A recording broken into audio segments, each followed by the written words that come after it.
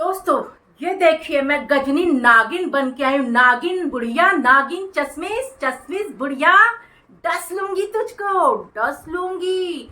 तू love marriage करके इतनी दुखी है। गलत बोल दिया, सॉरी सॉरी सॉरी, गलत बोल दिया।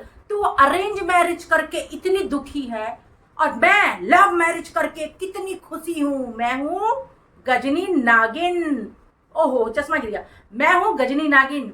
मैं तेरी दुश्मन, दुश्मन तू मेरा, मैं नागन तू सपेरा, मैं नागन तू सपेरा। क्या बोली रे? किसको बोली तू?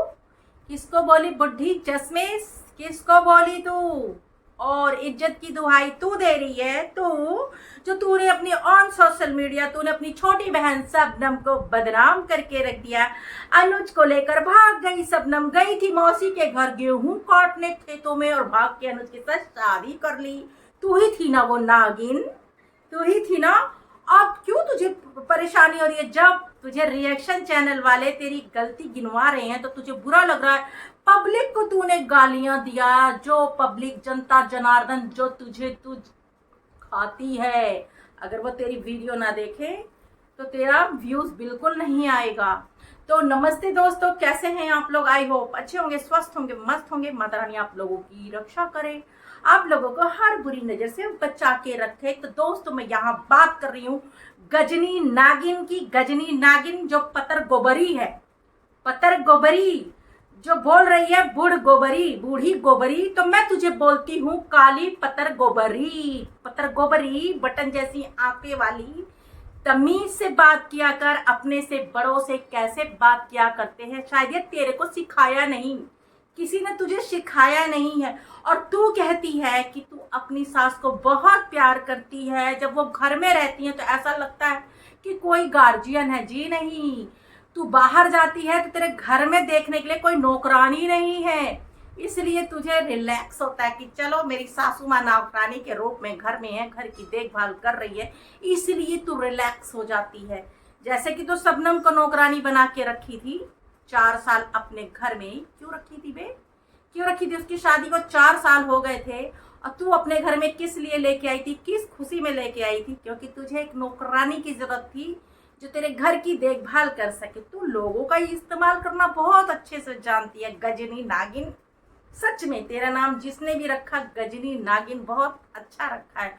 और सुन, जो प्रीति दीदी के लिए तू बोल रही है बुढ़िया चश्मिश, तो सुन, कभी भी वो अभद्र भाषा का प्रयोग नहीं करती हैं, कभी गलत नहीं बोलती हैं, ठीक है?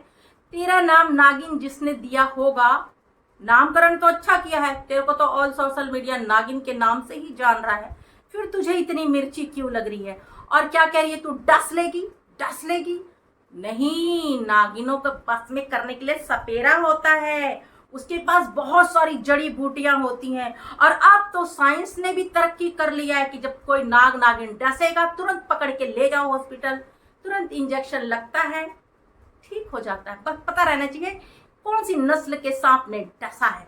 और एक बात और, सपेरा पकड़ के जिस दिन ले जाएगा ना, तेरे दोनों दांत जहरीले तोड़ के डब्बे में बंद करके और तुझे चौराहे पे ले जा करके बीन बजा के नचाएगा, मैं तेरी दुश्मन, दुश्मन तू मेरा। फिर ऐसे नाचियो तू वहां पर जा करके, समझी? और जब तू गलत बोलती है किसी को तो तुझे बड़ा मजा आता है। तू पब्लिक को गाली दी तब भी मैंने कुछ नहीं कहा, लेकिन जब बात प्रीति दीदी पे आई है तो जरूर बोलेंगे, क्योंकि सच तुझसे सुना नहीं जाता और हम लिपा पोती नहीं करते हैं। और तू इतनी इज्जतदार है तो अपने घर की बात ऑन सोशल मीडिया पर क्यों लेके आई? ऑफलाइन सुलटा लेती।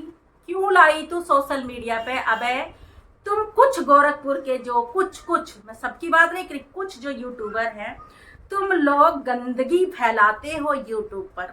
गंदगी व्यूज के लिए तुम लोग, कभी तुम्हारा पति भाग जाता है, कभी तुम्हारी बीवी भाग जाती है, कभी तुम्हारे घर के अंदर कोई अदर औरत जबरदस्ती आके रहने लगती है, और कभी तुम अपनी बहन शबनम को बदनाम कर देती हो ऑन सोशल मीडिया की तुम्हारे देवर के साथ।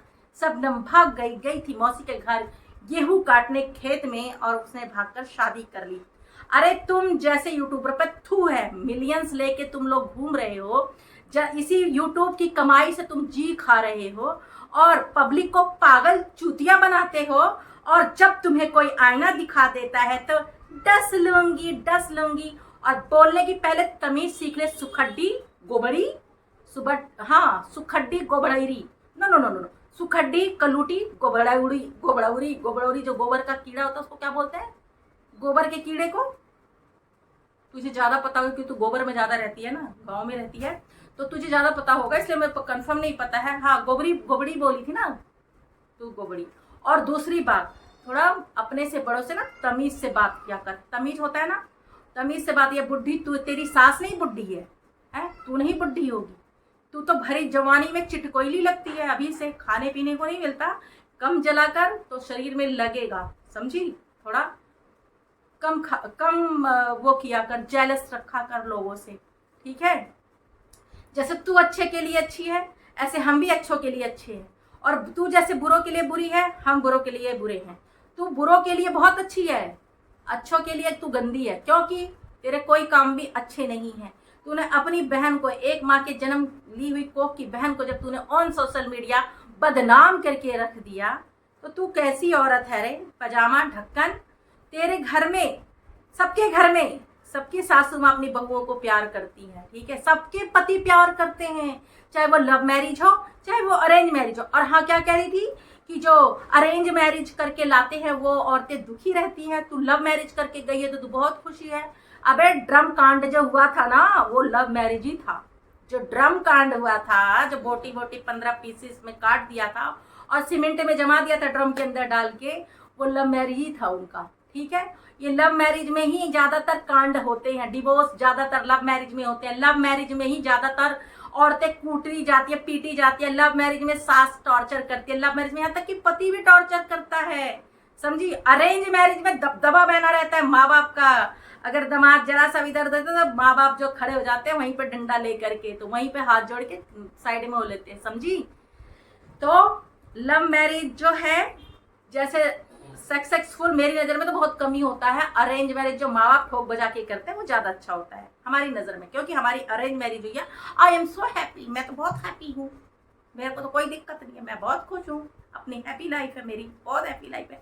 और जो तुम बता रही हो, इज्जत की दुहाई दे रही हो, अगर तुम्हारी इज्जत होती ना तो ऑन सोशल मीडिया तुम इतनी गालियाँ नहीं सुन रही होती और अपनी बहन को बदनाम नहीं करती शबनम को ऑन सोशल मीडिया, ठीक है? तो इज्जतदार लोग आप जैसे नहीं होते हैं। आपको गलतफहमी है कि आप इज्जतदार हैं, ठीक? आपको सबसे बड़ी गलतफहमी है कि आप इज्जतदार लोग हो, क्योंकि इज्जतदार घर की औरतें घर से बाहर नहीं भागती, सोशल मीडिया पर अपने घर की बातें नहीं लाती हैं। किसी का पति भाग जाता है दूसरे के साथ, और किसी कोई आ जाता है, तुम्हारी इज्जतदार घर की औरतें नहीं होती हैं। इज्जतदार घर की औरतें वो होती है कि घर में कुछ भी हो, सोशल मीडिया पे इतनी सी भी बात नहीं लाती हैं, अपने घर में ही समझ के रह जाती हैं, ठीक है? तुम्हारी तरह नंगा नाच नहीं करती हैं सोशल मीडिया पे, दुश्मन तेरा मेरा चल हट। तो दोस्तों, अब इस वीडियो को मैं यहीं पे करती हूँ एंड। और ये वीडियो मैंने किसी को ठेस लगने के लिए नहीं बनाया था, किसी के दिल को, बस सिर्फ मैंने फन में बनाया, मजाक में बनाया, जैसे को तैसा। और अब मैं करती इस वीडियो का यहीं पे एंड। कुछ भूल चुक हो गई तो सो सॉरी, और करती इस वीडियो का यहीं पे एंड। जय श्री राम, जय श्री राम।